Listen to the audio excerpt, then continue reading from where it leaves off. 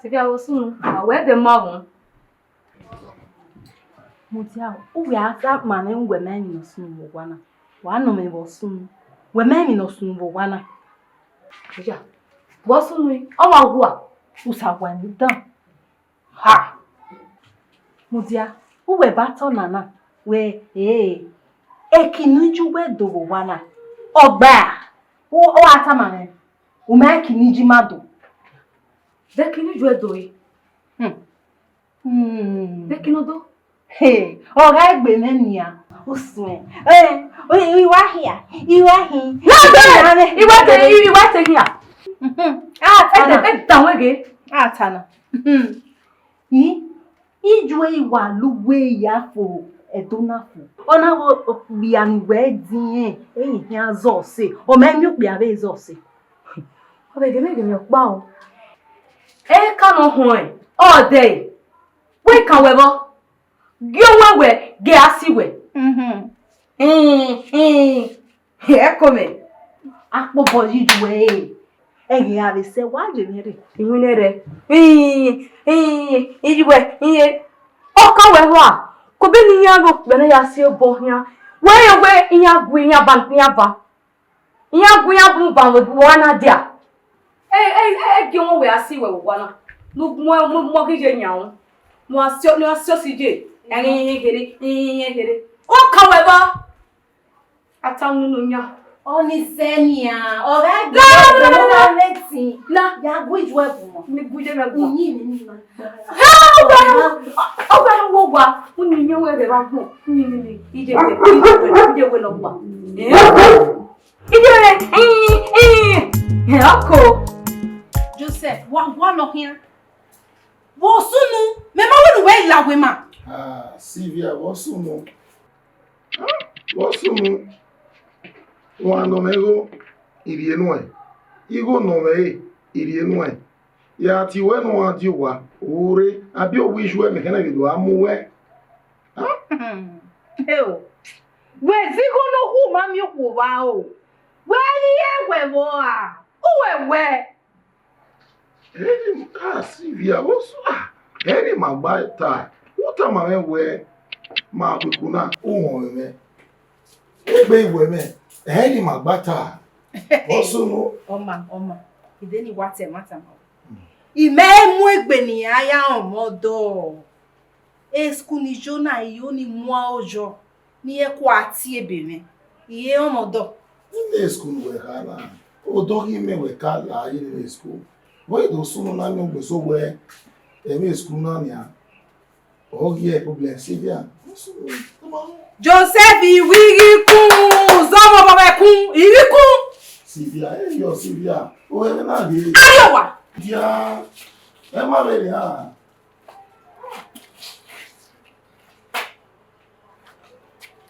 Sylvia.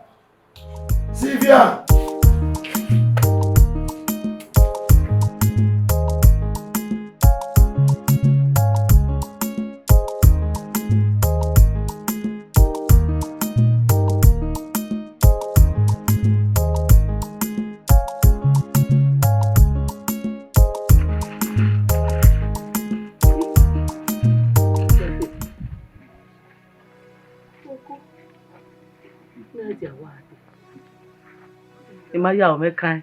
Efe ma be ti mi. Ije biagi kede na. Biagi de ke ni meyin ni me igwa le fe bi na.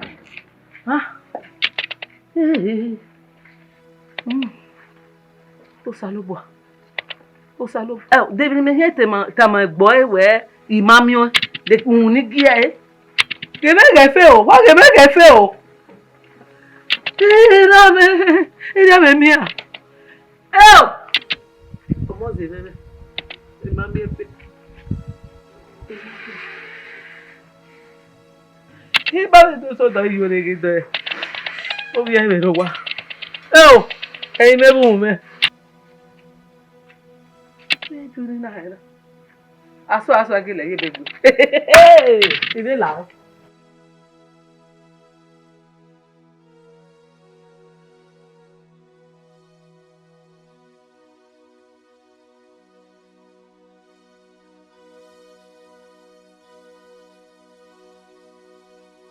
Oye, Ki me no bota go tan ko no maire. ogo ma yero. Ogo ma bere. Me so do wosi. Ni awo se ka wero wa. Imaro wa. Igari ewera. Igi seba be mi mami o. Ni awo ma se ba. O ma seba ko magume ninye. O ha me gume je 7 ya ni na jena mata mai o bie bie ne mata. Mai gwa ya ni no. Geme. Bia ka go omo. So abon no bia me ba. Ne bia so ya bebe ye me pe. Ha. Papa. Ale me be na. Ma ni de o. Ba de ba o. Ọmọ Mario wa. Sa lo bua.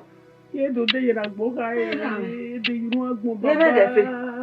Efe. Ya su gbo e tin wina. Ye me na gbo be bu we de ni be do no.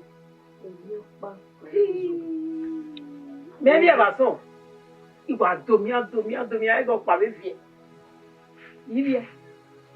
Hey! Hey! I'm having a good night today.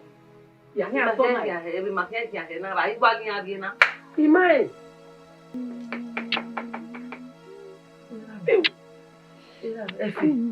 Efe o me bi na la o. Mo pa ba yi. Efe. Erugbe awi me a. Efe erugbe awi me. Efe ni me e wa gbata. Agami ana. Efe.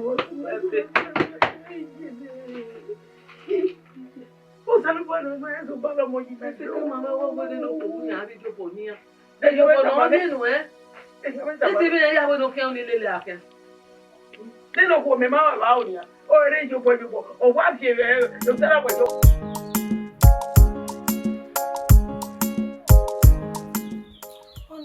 Kadile. Ana ni kati. Efe ga atama ngwe.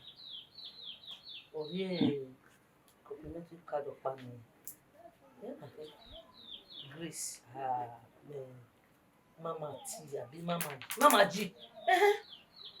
Mama G. Irare o. Kadi na magu me lo wa keni ade. Me na gwa ke no mola. Mama G.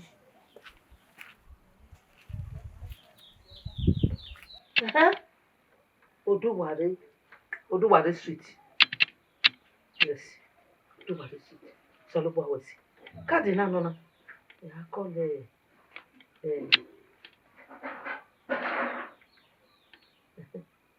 UDERU. UDERU no. Hello? Hello? Mama. Oda yore. Lade wa de. Wa mo egbe ade. Gege baba na. We bu mi ade we be ta lo. O wa se mana. Kadi ekene mori. Imi e wo pe won te bo efe. Wo wa mi o. We wa ade baba na. Iji. Me di be me na wa ko we gbon na. Wa mo gbe ade ma gba kan ma ya gwa lo. Ihonje. O mania.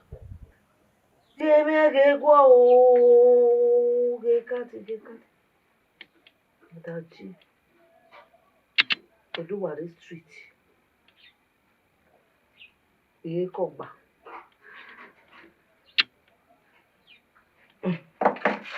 Awesi. Mama G. Ona kwa kugwe bwa kedo ade. O gwara ga usole fa waje na je police station. Aje ya. Ona kwa kugwe bwa kege ni adara wa so so. Ko me gbuje me. Na je na ogba wa. Wo wa eyin na mi o. Na wa gba ipede ni ke gwa lo.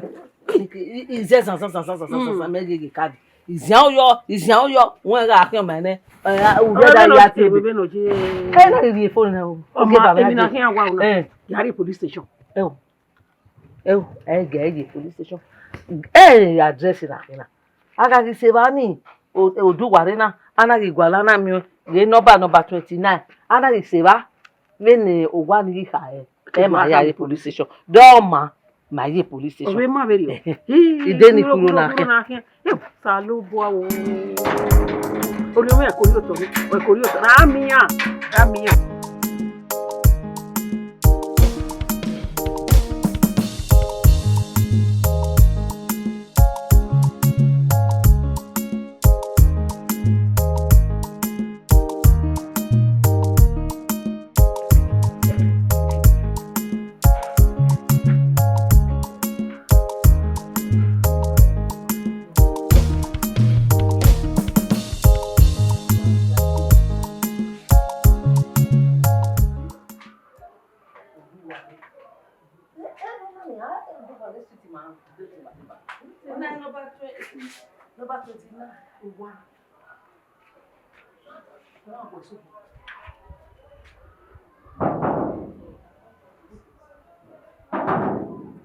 What is going on there? Right? Who does that now, my dear? Not me. Well done, sir. Well done, madam. Well, good afternoon. Good evening. Why are you looking for co-debater? Wow, any no. O yo ma mi gbolo mai. Madam G. Madam G, I mean Madam G. Madam G. Madam G, why are you looking for Madam G? What's new? Madam. I'm contract no wa be you him. I'm contract ni ma.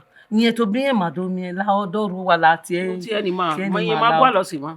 You are looking for Madam G. Where's your appointment letter for Madam G? I can't do me Madam G ogbebe no. Where is it? Where's that book now? Show me the appointment letter. Card. Let me see the card. Let me see the card. Madam G. Madam, you leave me. I will leave you now. With the quarter. Oh, na ya big man si. Madam G. And I'm Madam G now. Yeah. What you think? Number 29. No ni. I'm a black man. The government is sending Madam G. I'm here to me have a WhatsApp pen. It's mama Madam G. Why you listen to me? I would have held on you now. Who are to kidnap Madam here? Yeah, be imagine here to kidnap. So let me tell you now. I here to me Madam G. Government and said that book and stop it there. When you want to see Madam G, you bring the book. On a government, imagine. Why are you I will. waiting? Una not serious. Larry. What you talk to me? Madam G is not at home. Bring your appointment letter. You see Madam G. The card I am more with the body in him. I want mortuary card. Madam G Madam, I will leave you. You are not sick. Eat my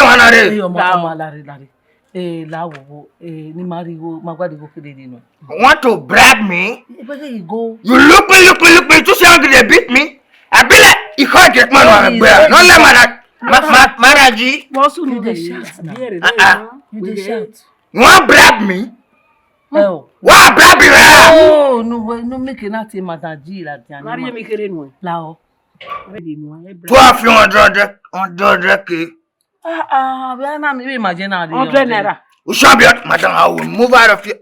100K money. If you give me 100K now, I'll be like good man when I go to the beach. You can't get money when I go where I will get out of here now. Lao, I beg. Come back and check again. Come. Call your son.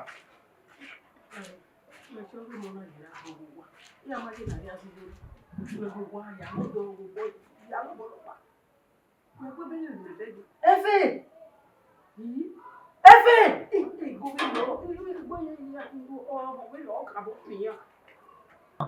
Woo! Efe! I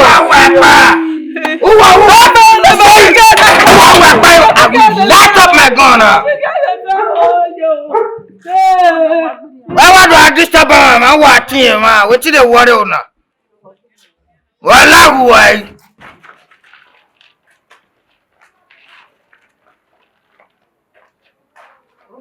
Mother, good afternoon, ma. As I am a poor idea, you're coming this gate and be doing anyhow. Yeah, don't go anywhere. I will head on there now. You know what the thing you get him, and they say I'm looking for Mama G. Bring your appointment letter. They not see. But to my suspicions and idea, I ever be have an viola. Shut up. Donc, the boys va nous violer là, ouais. Arrête us. The boys va nous violer là, ouais. Ouais, ça m'a ouais. Il y a quoi il n'a des bébés. Kamia ouais, et boss il pas mal là. A dengi ya mamwe beni apa, ou release kita ni yani kita gagner. Yes, madam. Oh, ou tie police. Il ga des gbe hon nous, ouais, boys va nous violer là, ouais. Il n'a des gbe hon nous. I'll sack you. Yes, madam. See how I'll sack you. I'll sack you. Will you talk to your worker politely? Because I pity you. Wow, every food you talk politely. Talk politely to your boy. Wow, down.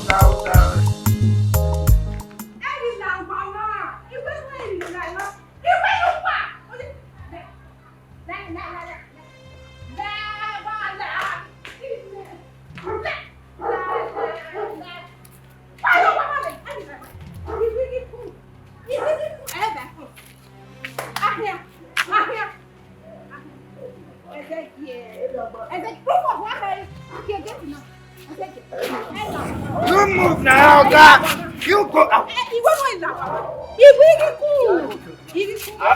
will push you. Joseph. I will push you. Walk back. Okay, move. Evangelho. É vai continuar. Rufus, tá, mami? Not be back first. Vai continuar. E we cool. We not go. Break up. We no need. Foi no mama. Iga de gbe mi obi ana. Wo na ke get no obi ana no lagwa na. Eni ajo ja wa o mi ro wana. Wo jaji. O ko me. Ade de ade. Ai. Agbára tu. Ọwọ́ kó bẹ̀bẹ̀. Now they pursue they go. Ah, God love. Of God love. I don't marry you. Now I mean you. Well, you just grab your last opportunity now. That's why I already know. Don't worry, Anya.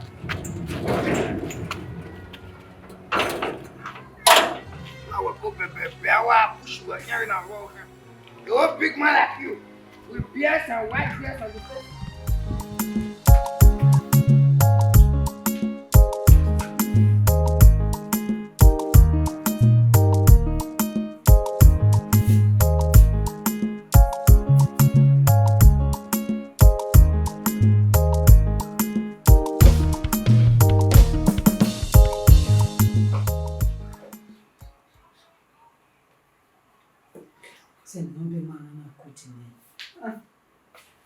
IDELE before you.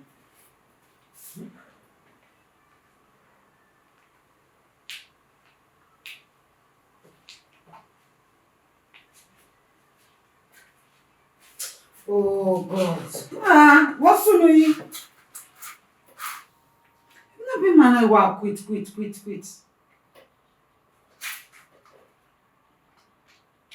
Oh God. Ita man they no was. I no call you, huh? Si ça me dit que try no bagay.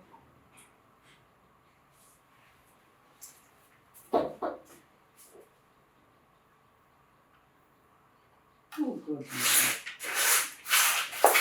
Take it to be here.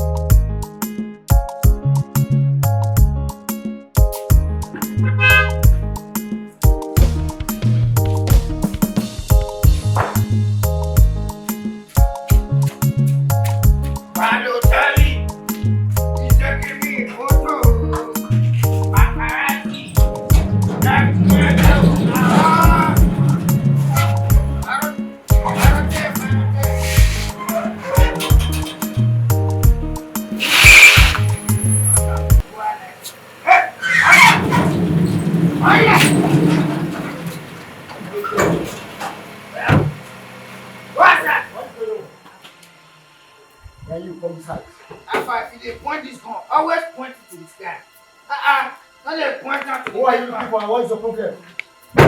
Madam. I be don't want them before me, they know they come here. Madam. Come, madam. Ẹ fẹ́ gbà lọ. Makali manane betu amakoni malawa. Efe kamu wele eji mana. Efe bo sakwa. Le menu tomani awu ya gwalo. Madam kadi we gwe mebuwa. Madam G. No we meri eme. Ona mu ye die mana. Oka mu ayi emu na le. I don't pa ma. I don't know anybody called Efe. Oh sakwa. Oh na e matter of shouting. Madam, permit me to raise this down these people. Ona ekati we ogwe mebuwa. Madam! Ekati ni die le bede yo teni ma to gwa lo mo. Ege ti mama kweni malawa. La wo nu wala wa. I said, Imawa na ti Efe. Eke wo sakwa ma. You go should give my house. Leave our house now. Mama, permit me to raise this car now. Let me lift this car. Move them out. Mama. Madam, where there? Move. Madam, go where there now? I tell you, Mama, release the dog. Or you shoot. Leave or I do Madam, what? respect your age and leave.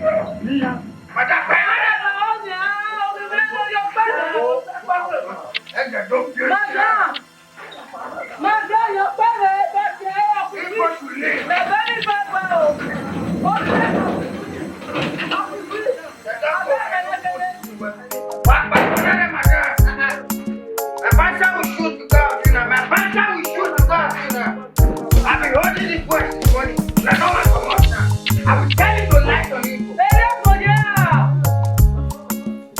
Now so you go to lie. As you did so, you are untrusted. You self like this, I not trust you again one lie. Wow. How you go for your president, madam carry 2 FT boys. You not carry you follow body, you the tell me so you don't know what's going on. Now be you be madam and boss. Anywhere I go, not be the light gon' follow her. Well, me, I dey follow madam culture right now. But I don't know madam into any other business, any fishy business. But even me myself, I dey confused. Who do be see me na your guy, I not be another person. Now this house now you did. If there's something other, tell me my right sacrament letter now. May I go to my father use me do something. I don't know anything more than what you know. As me and madam dey follow, my own job is just to protect her. I don't know any other thing. I don't say you not the line. You not the line at all. You not supposed to be my squad. They go. You see they had something for me. They go now. There's no problem. Parote. That's what it is. There's nothing. Parote. I don't know. Me and you their house. You they had something. Who do be see? You get a time boy. My damn. Bad people. Who they get? Who they get? I will dab you.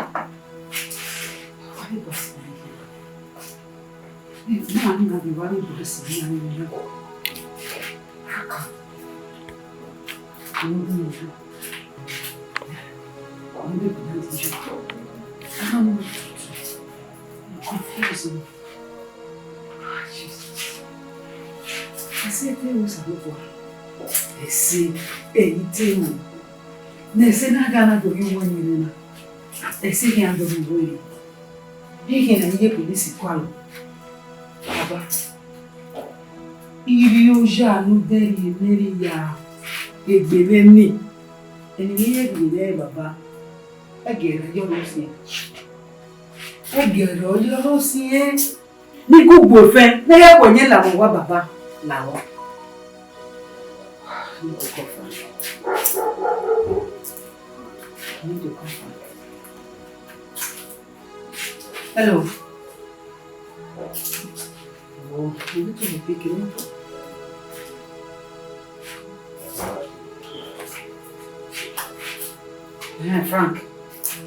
Frank we are here now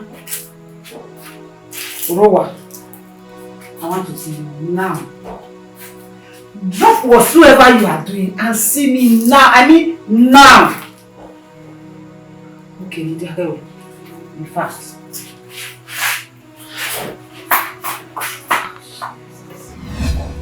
Mama, you control my woman, and you look very much unhappy.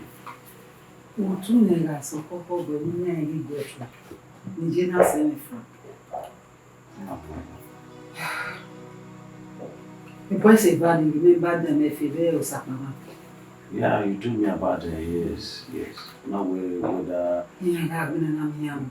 yes. I gave the compliment card to come and see me. Yes. Really the came. Make him have you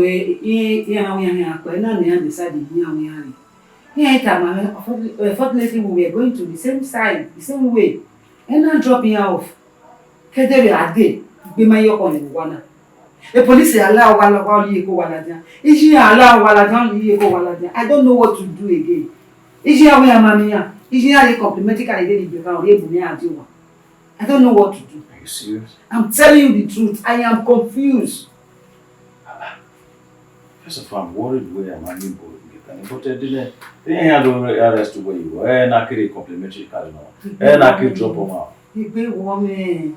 A big woman. Or to the extent, a money may be angry name without you carrying. Okay. Honey, calm down. In Mawa, Gimayami, AIG wako. And we already are the positive. We're not play along. We let it be. I'm gonna play along. My boy, like I link the IG himself.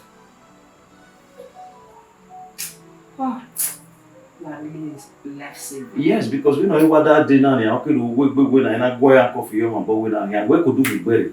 So that there, one more station don't have some very just to make a phone call, and that's all. Now tell me the reason why I will not love you. Come on. Tell me the reason why I will not love you. I know why we know. Mama G. You are a life saver. We'll do that first thing tomorrow morning. That's good. So calm down. You're feeling right time. The time is lazy mode. The time is lazy mode. Lazy mode. Relaxing.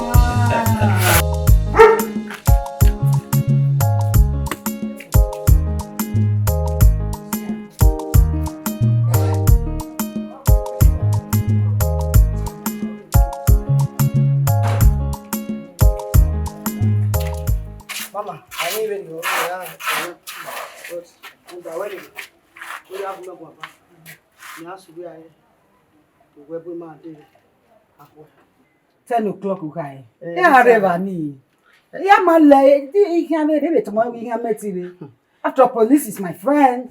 Yeah, if we come on bank or say, Odama, me setting where it was really what it work.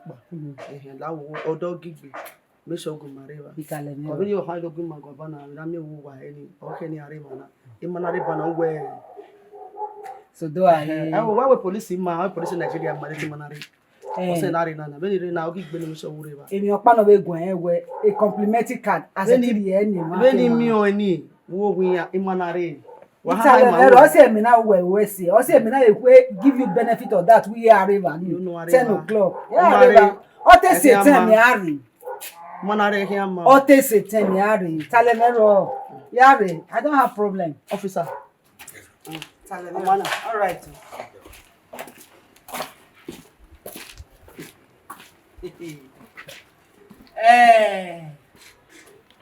The station. Me.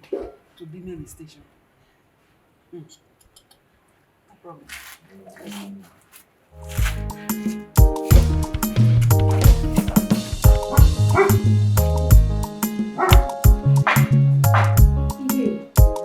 Where were you boys in here? Nana mi where? Edi agbe, olapado sobo, avance, ijiyan to sobo. Iyan ti ebo nelu force bedere o. My love. Ave boys in here do to me. Making you in na way in the side in here we side in here and they were going my way. I decided to drop them off. It didn't give me a secretary a day. That is the truth. You know, Mama Dio, we're dropping na. Ijiyan rejiyan we maso wa. The police re obedo wo he. A police yan do wo here. No. We believe in me we all get the time we now. I dropped them off ever since my home from there. Yes, it didn't complimentary card in the first day. Ni ado ya gwalo mere na me yan na agmina. Ever since I drop here, me and we are you wa. It might take me and there is nothing I know about them again. Timaja wejiji ibu ni wano ni ekeni ana ikeswa ibina no ni ekeni ana mudianu ezebijeme when we ya gwana we suspect me we know what u ga na ya fefe ro ga na okparo na la wa we ni me pa loki de u ga na wa ga la o. So you saying this, I'm surprised. It to be me egbele gwe me vision do agwalo police do agwalo. I don't know what to say. I'm confused too. There vision je ya uruposi ya mirigeti wederio we uruposi ga to me only no gabai. I don't know what to say. Oh, me, I'm confused. But dig out to oge mama rokba. Not you, my first daughter. I must tell you the truth.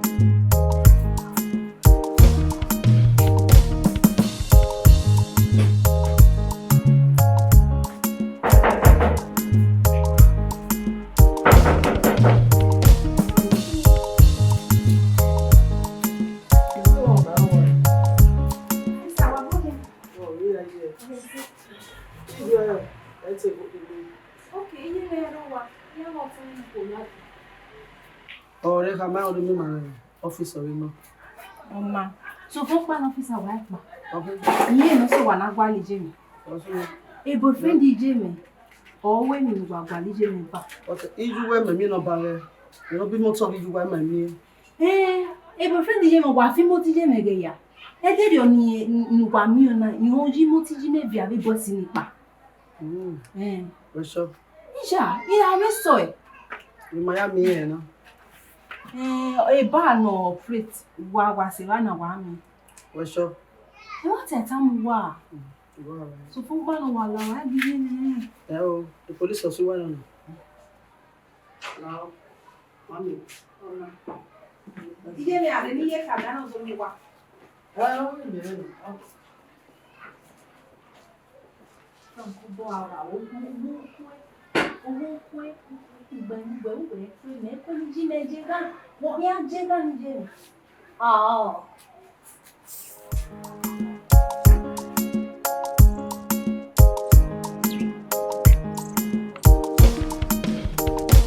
Hello? Hello? Hello?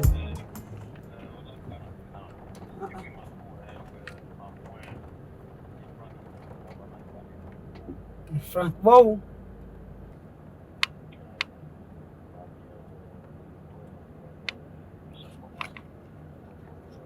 No. Okay. The station of him. Station. Stacy ID. No problem, I'm coming. Mommy. No. Mommy also no. Where am I, Frank? Brother Frank. Eh. Jesus. Wow. Where on the favor was a pama. You. This journey, I'm not going again. Want to revise? Mommy, why here now? No, I have to go back to station. Let me revise. No. Mommy, please calm down, please. Oh, no. Calm down. Jesus. I have to. Frank Mark by my van. Why? Who is doing this? Mommy, please calm down. Mommy, lao.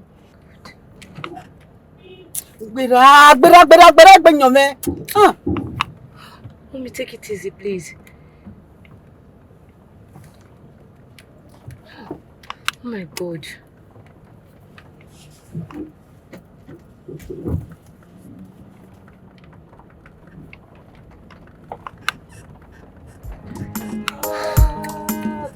Mommy, lao. What is this? Eh? Sylvia! Sylvia! Ebe Sylvia! Sylvia your boss you. Go no wa jo do wa. Wa ka me Sylvia no wa jo do ya wo. Wa na te pe la wa na. O ka ja wa ni. Wo sun na. O ha ma mo ri ma gbe ko e.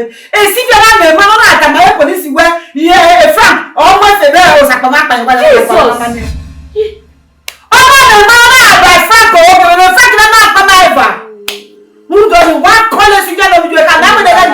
Calm down.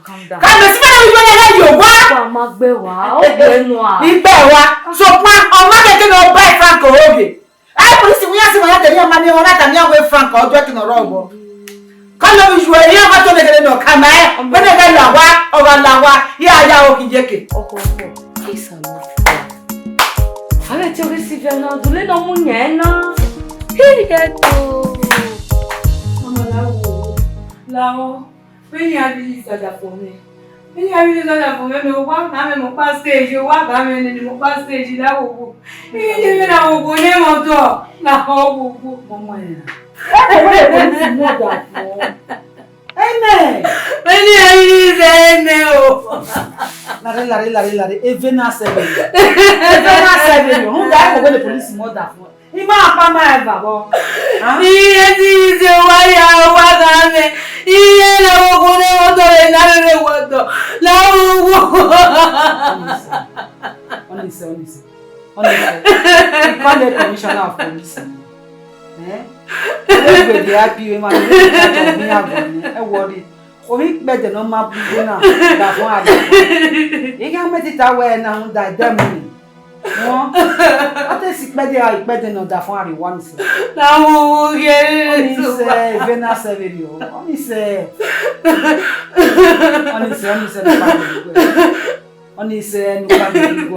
Vena say,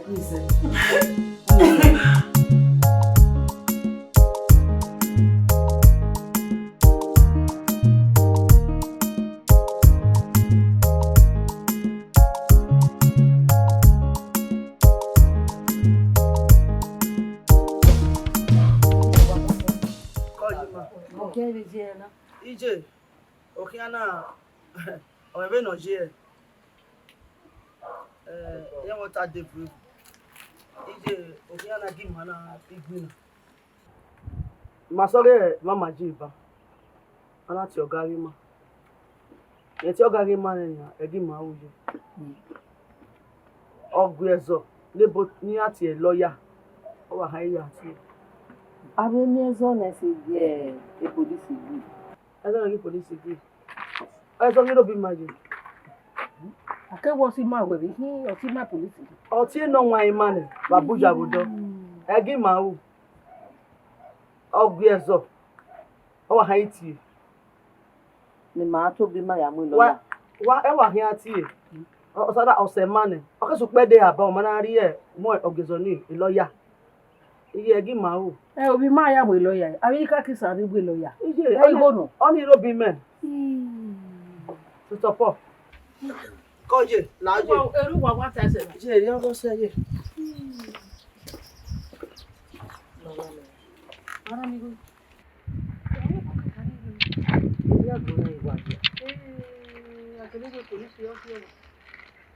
So, where we are your friend? I'm your woman there. Oh, no, I'm going to my daddy.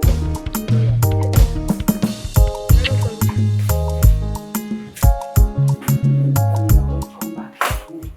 Home sweet home.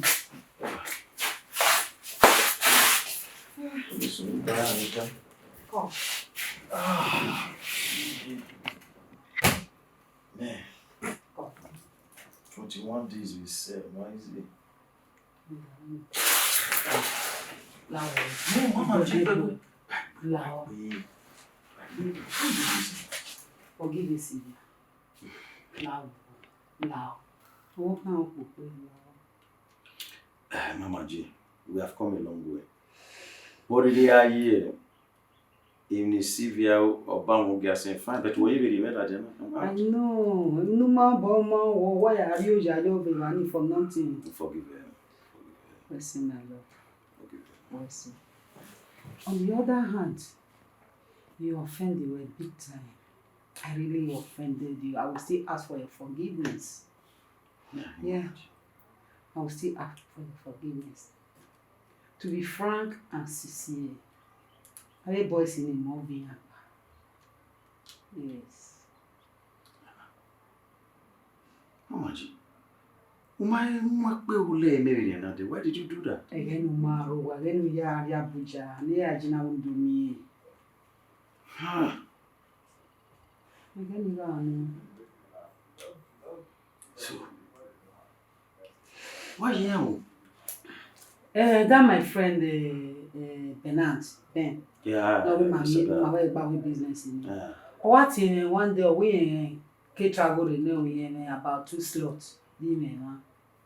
Yeah, even we in opportunity near why are Vianney. You know, can I want no so no make sure you have wow. Or you calling them no making us so tell me can I boys in when you are calling me answer do. We are making us so. Ever since till now, in my home. Mama G, we may make a big mistake in that day. What time, man? To fear, Mamma Kedo, I will tell you. Gay, Mr. Bernard Regan, he am where they drug trafficking. Is she? Yes.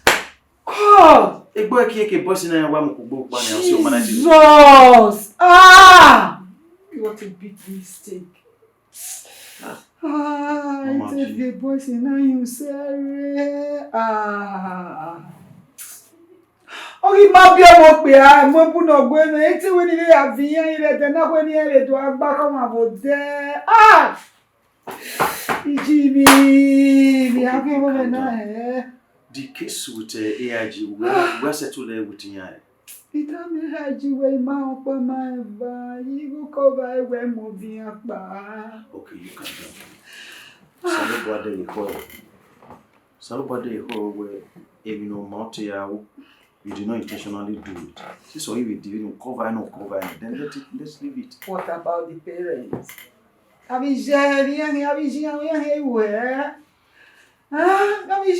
Where? Oh, God in heaven. I warn you, but there's not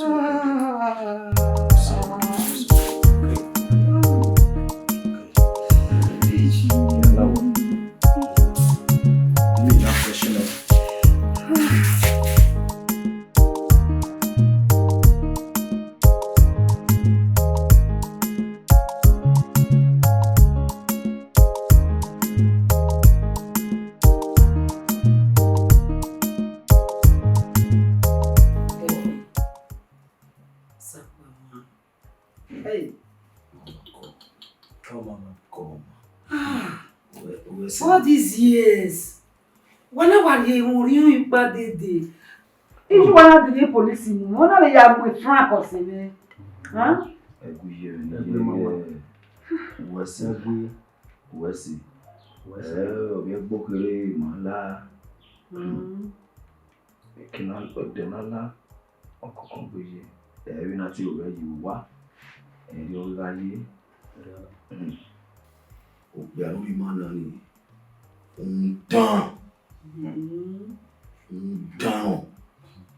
Down que hoje lá. Na tarde, mama. But hoje eu vou com é bom mala, não quer. Solo papa você. Já ni seleke. O solo boaze. We maro ele. Mami ga tu we. The we do report. Ah, okay. Owen magana ya malabi na ma okay. Mana gile ala. Ke mana la nya. Mami ge mama mi. Le ya fige ya rame. Ta ita mo give am yo. Ya mo po to na ni o ge. Oya. Na ge no je. Kira na gari ekpo to maga. Ni maga ya po bi skoda police la bu ma muja. Na tamu we na. Ekpo ni mamu. Mama get money ya via drugs. Jesus. Ono ga ku drugs we. Abi ga no na onya ekpo mana we mama ne. Mana isi e ma ya dele ko we. Owa ko. Ma ise du me we bu ma yo ja. Ja no den, ja na wi. E we bu de ma du ko. Owo. E bi fi ma yo wa na yu ki ba be ya isu agbon. Mama ida me fun. Na give me rope because we ya we ekpo ni oba ya se gbe no ba ma we gbe ni ibi oyin we ya mama mi titi yi ma mama mi titi we no e go yi ma Da. Mama Baba. ima ire bo pon yes no ni ma Usa kun. de we ima ya azozole o agbon was there agbon my man where's mama onyo se mana we ima de gbede ma do pon where's mama where's eno ije na mama ma begi mo so no we lo ni mo yen fi ewo yi Hey. Immortal born obey you come and make your choice. Yeah, yeah, feel with you. Yes. We see. Maybe it's a war. You might wear Westy. Oh, maybe West. Maybe be Bungalow. With Jarrow. Yama. So, it born me. Maybe igbe we from God zebe o no nisi to wari e mata na we buri be man yi create we ese no bia no if you go we go in ka asase wa wese la nya mete busu wa wa nya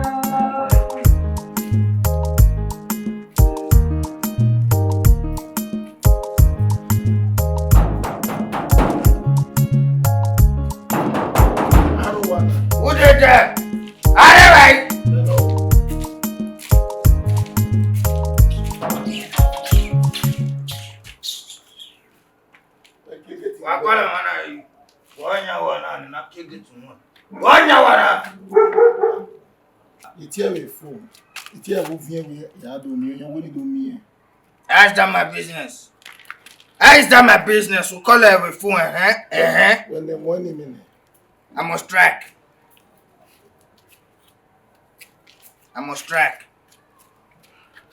Rufus. Madam. What's the number? Ude bulukunu we gbana, ele rugwe mana igbana. Get in there. Madam, now no. Somebody cannot shout for me and go stop. Pass it.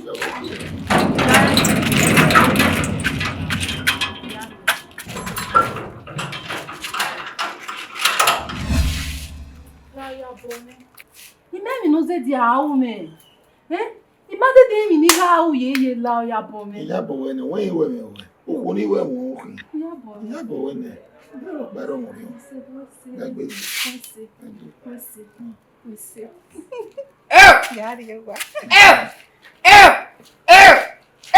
Love is thicker than water.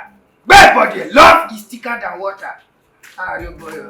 Come on, take a paper.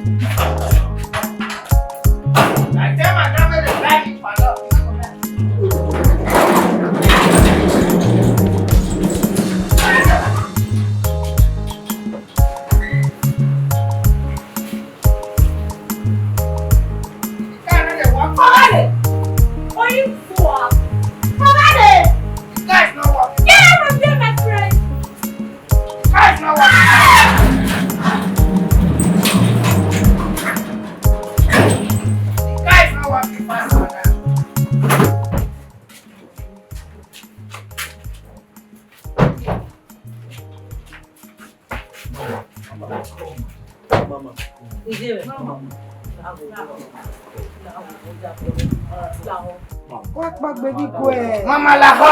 Mama, accept our condolence. Our condolence, Mama, please. Our condolence. Madam Mumakabena. Madam Mumakabena. Madam Mumakabena. Madam Mumakabena. Madam, carry me get up. Put your post. Mama, what's that? Our condolence. Where's the mama? Wagari wowa. Already time me cook no wa call me wowa. Time me cook no dey.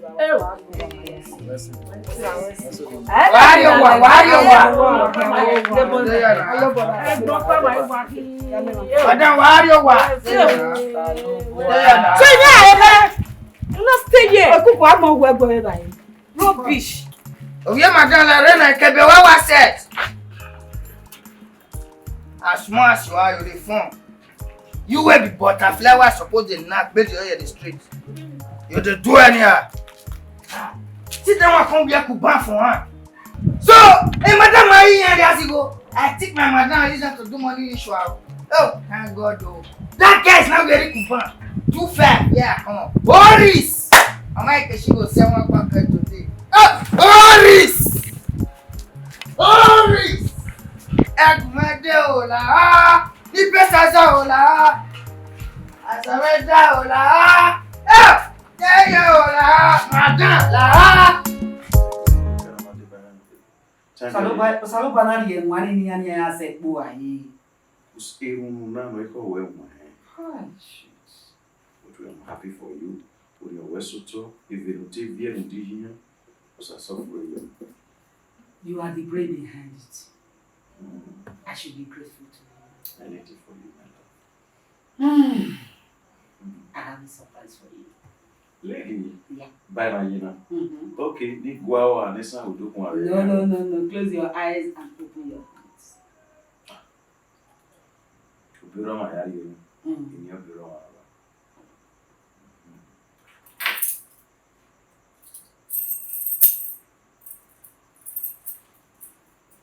One ọ̀rẹ́ ẹ̀gbọ́n mi lọ́sọ̀kọ́ máa bọ́ mi dáàtọ̀ ẹ̀dùn gàmù. That is the key to the gate.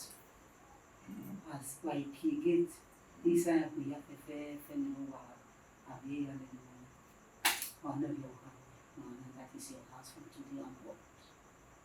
How much you understand? Oh, I'm a jam wedding. Or be married, no? Yeah, he had an effort, but the brain behind it. Aye down, it is you. So you deserve the house.